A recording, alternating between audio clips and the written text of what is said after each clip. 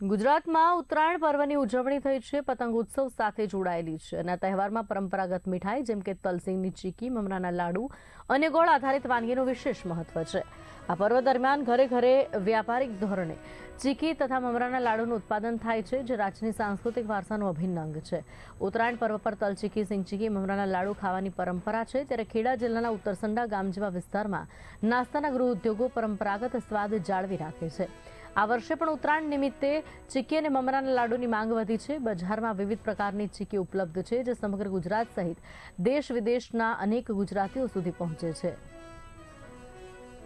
સિંગની, તલની અને માવા ચીકી 12 મહિના 8 કલાક એ અહીંયા ઘર સિંગની બને, તલની ચીકી બને, માવા ચીકી બને અને કાજુની એની ચીકી બને છે અને અમે પેકિંગ કરવા જઈએ, બીજી બહેનો બનાવે. આપણે જનરલી ઉત્તરસંડાની અંદર પાપડ મઠિયાનો ધંધો દિવાળીમાં પતે ત્યાર પછી અમે લોકો એના એક સ્ટાફને રોજગાર આપવા માટે બી અને અમે ઘણા વર્ષોથી વેચતા આવીએ છીએ અને શિયાળામાં ઉત્તરાયણ નિમિત્તે ચીકી, તલની ચીકી, કચરિયું, મમરા લાડુનું વેચાણ વધારે હોય છે ઠંડીના કારણે, એટલે અમે લોકો પ્રોડક્શન જાતે ચાલુ કરેલું. જનરલી ગુજરાતમાં અમારું અમદાવાદમાં અમારા પોતાના સ્નેક્સિકો ફેક્ટરી આઉટલેટ કરી સ્ટોર છે, બધા હોલસેલમાં બી જાય છે.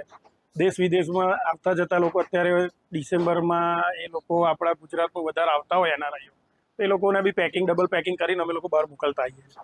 અલગ વેક્યુમ પેકિંગ અમે કરીને આપીએ છીએ, જેથી એ લોકોને ત્યાં લઈ જવામાં સરળતા. જનરલી અમારે 40-45 લોકોને રોજગારી છે અમારે ત્યાંથી. ભાવ એવરેજ જ છે ગઈ સાલની આજુબાજુના ભાવ. અમે અહીંયા તલની ચીકી, સિંગની ચીકી બનાવીએ છીએ, મમરાના લાડુ બનાવીએ છીએ 8 કલાક.